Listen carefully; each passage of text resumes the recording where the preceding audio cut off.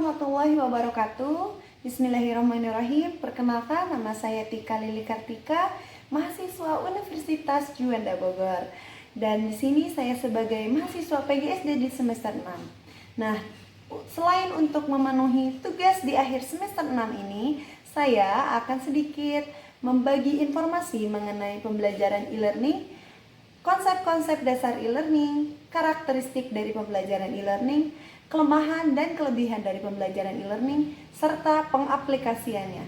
Nah, teman-teman, untuk mengetahui informasinya lebih lanjut, tonton terus video ini ya. Di era globalisasi ini, perkembangan sistem komputer semakin hari semakin meningkat. Komputer juga atau internet digunakan sebagai salah satu media informasi atau media komunikasi. Salah satu pemanfaatan internet dengan sistem pembelajaran jarak jauh yang menggunakan elektronik, yaitu yang sering kita sebut e-learning, yang dimana e-learning ini pembelajaran jarak jauh menggunakan elektronik. Maka dari itu, dengan adanya pandemi COVID-19 ini sangat cocok sekali menggunakan sistem pembelajaran secara e-learning atau pembelajaran jarak jauh atau pembelajaran online. Nah, untuk mengurangi kurva landai dari peningkatan virus COVID-19 ini, pemerintah menganjurkan untuk tetap berada di dalam rumah maupun bekerja dalam rumah dan belajar dalam rumah. Nah, dengan hal ini, para pendidik dituntut untuk kreatif, inovatif, dan inspiratif dalam proses pembelajaran jarak jauh ini agar tidak membuat para peserta didik merasa bosan dalam rumah, dan para pendidik tersebut harus memahami dari model pembelajaran, strategi pembelajaran, dan aplikasi pembelajaran agar pembelajaran jarak jauh berjalan dengan efektif. Selanjutnya, saya akan membahas apa sih e-learning itu. Teman-teman, e-learning berasal dari dua bagian, yang dimana I mengartikan yaitu elektronik, dan learning yang mengartikan pembelajaran. Jadi dalam pelaksanaannya, proses pembelajaran e-learning ini menggunakan audio, televisi, atau sejenis internet lainnya untuk mendukung proses pembelajaran dengan difasilitasi dengan media, teknologi, dan informasi. Terdapat dua persepsi dasar yang dapat dipahami dalam mengupas konsep dasar e-learning.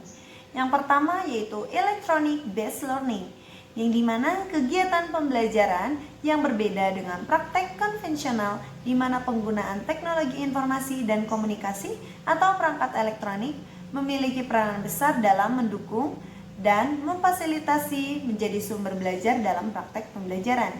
Lalu yang kedua yaitu internet based, yang dimana kegiatan pembelajaran yang memanfaatkan jaringan internet atau perangkat berbasis internet dengan ciri khas sistem online dalam praktik belajarnya. Kemudian terdapat karakteristik e-learning antara lain adalah memanfaatkan jasa teknologi elektronik sehingga dapat memperoleh informasi dan melakukan komunikasi dengan mudah dan cepat, baik antara pengajar dengan pembelajar atau pembelajar dengan pengajar.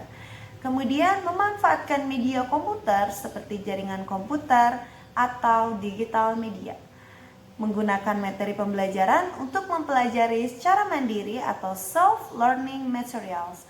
Yang keempat yaitu materi pembelajaran dapat disimpan di komputer sehingga dapat diakses oleh guru dan siswa kapan saja dan di mana saja bila yang bersangkutan memerlukannya.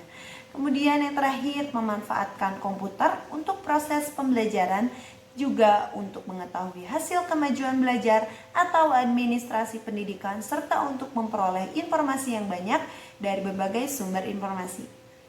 Terdapat aplikasi e-learning, adapun jenis aplikasi e-learning dalam pembelajaran jarak jauh antara lain berbasis open source atau model istilah modul singkatan dari Modular Object Oriented Dynamic Learning Environment, yang berarti tempat belajar yang dinamis dengan menggunakan model berorientasi pada objek atau merupakan paket lingkungan pendidikan berbasis web yang dinamis dan dikembangkan dengan konsep berorientasi pada objek. Adapun contoh modul sebagai atutor, aplikasi e-learning yang berbasis open source selain model adalah atutor. Atutor adalah Web-based Open Source Learning Control Management System atau sering disebut LCMS, didesain dengan aksesibilitas dan kemampuan adaptasi. Atutor merupakan paket software yang diproduksi untuk kegiatan belajar berbasis internet. Pengajar dapat cepat memasang, memaketkan, dan mendistribusi materi pembelajaran. Untuk kekurangannya yaitu kurangnya interaksi antara guru dan siswa atau bahkan antar siswa itu sendiri.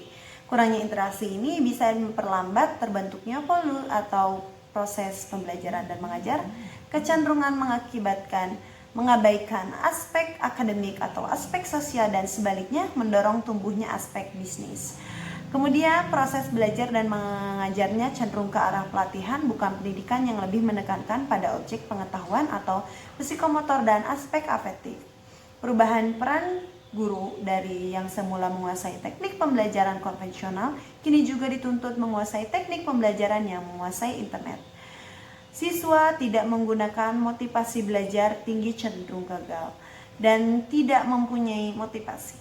Tidak semua tempat tersedia fasilitas internet dengan mudah dan tersedianya listrik. Keterbatasan ketersediaan software atau perangkat lunak dan biayanya masih relatif mahal.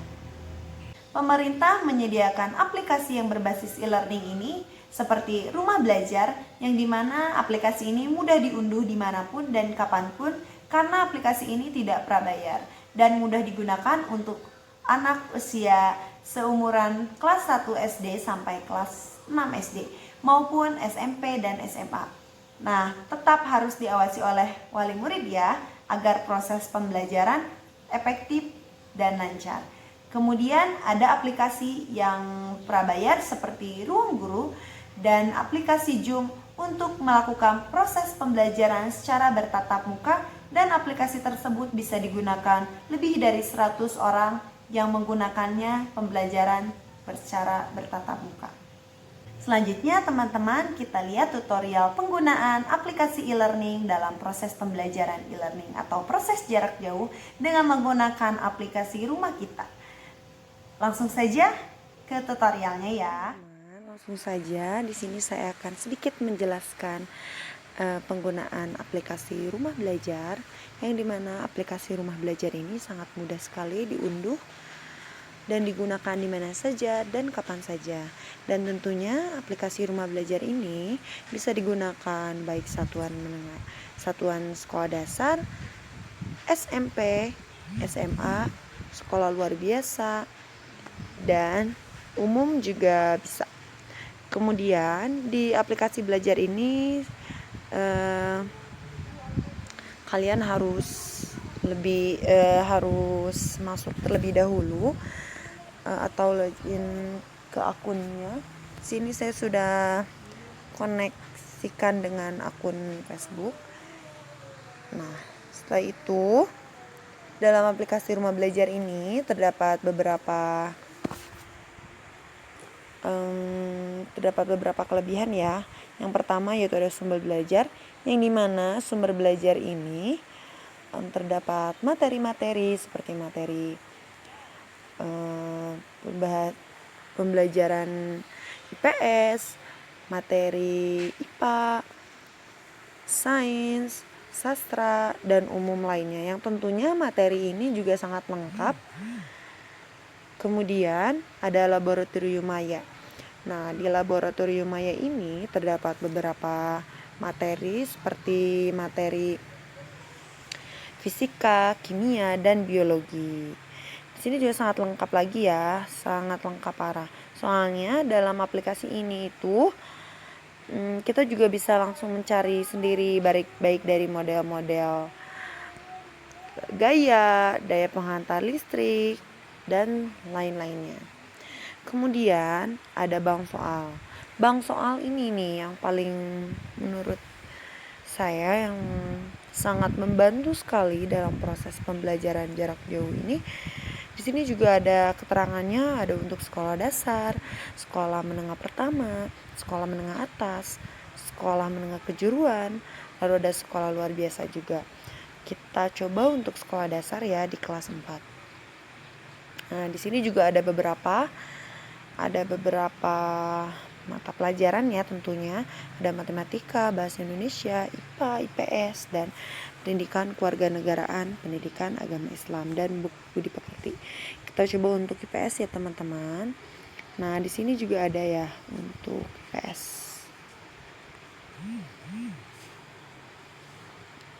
Kita coba, di sini ada 6 soal yang dimana setiap soalnya tuh kita menjawab dengan benar atau salah, pasti ada evaluasinya. Kita coba ya.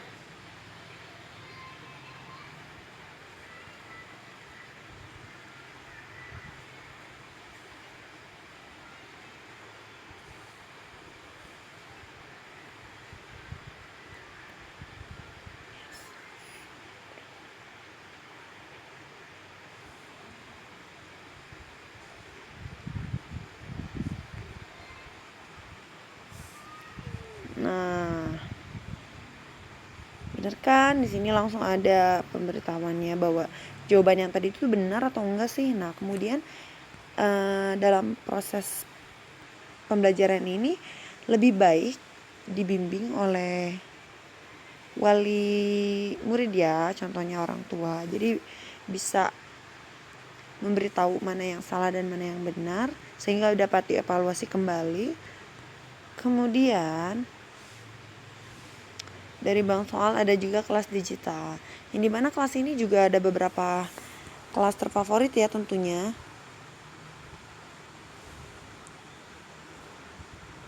Nah, di sini bisa dicari kelasnya mau kelas apa.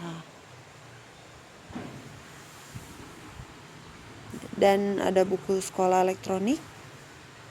Ini lengkap banget ya bukunya, dari SD, SMP, SMA. Sangat lengkap sekali. Selanjutnya ada pengembangan keprofesian berkelanjutan, peta budaya, warna jelajah angkasa. Nah, aplikasi ini tuh sangat membantu sekali ya di masa pandemi ini. Setiap siswa dibimbing oleh wali muridnya atau orang tuanya yang dapat mempermudah agar siswa proses pembelajarannya. Baik teman-teman, itu saja yang bisa saya sampaikan. Terima kasih. Belajar. Di sini juga ada aplikasi WhatsApp yang bisa digunakan dalam proses pembelajaran daring atau e-learning ini. Sangat mudah sekali digunakannya, praktis kapan saja dan di mana saja bisa digunakan. Hal yang terlebih dahulu dilakukan yaitu guru membuat sebuah grup, yang dimana grup ini untuk satu mata pelajaran. Contohnya seperti ini ya, model pembelajaran IPS. Misalkan kalau untuk jenjang SD, ilmu pendidikan sosial. Nah, kemudian setelah membuat grup, setiap hari guru harus mengupdate tugas-tugas, menanyakan kabar, menanyakan tugas, dan mengevaluasi tugas atau pembelajaran materi. Contohnya seperti ini ya, dosen terlebih dahulu untuk absennya boleh menggunakan aplikasi atau absen di grup sendiri, grup yang sudah dibuat. Guru membuat grup, kemudian membuat aktif murid-muridnya di grup seperti ini, seperti di absen ya. Kemudian guru juga memberikan materi untuk dipahami, dipelajari oleh murid, dan kemudian setelah itu guru juga membimbing proses pembelajaran. Contohnya seperti ini ya, gurunya membimbing dan kemudian murid-muridnya juga aktif dalam proses diskusi. Nah, ini pun sangat mudah sekali ya teman-teman, digunakan untuk jenjang SD, SMP, dan SMA tentunya. Dan proses pembelajaran daring ini memang sangat berkaitan sekali dengan IPS, tentunya dengan kedisiplinan, kejujuran dari kedisiplinan waktu, pengumpulan tugas, dan kedisiplinan kejujuran mengisi soal-soal tugas. Baik teman-teman, itu saja yang bisa saya dapat sampaikan. Terima kasih, kurang lebihnya mohon maaf. Assalamualaikum warahmatullahi wabarakatuh. Nah, sudah lihat tutorialnya? Mudah kan? Mudah diunduh dan mudah digunakan tanpa menggunakan biaya. Memang harus menggunakan sedikit kuota, namun tidak menggunakan pembayaran atau secara prabayar. Nah, teman-teman, semoga informasi tersebut dapat bermanfaat untuk kita semua. Wabillahi taufiq wa hidayah. Wassalamualaikum warahmatullahi wabarakatuh. Dadah.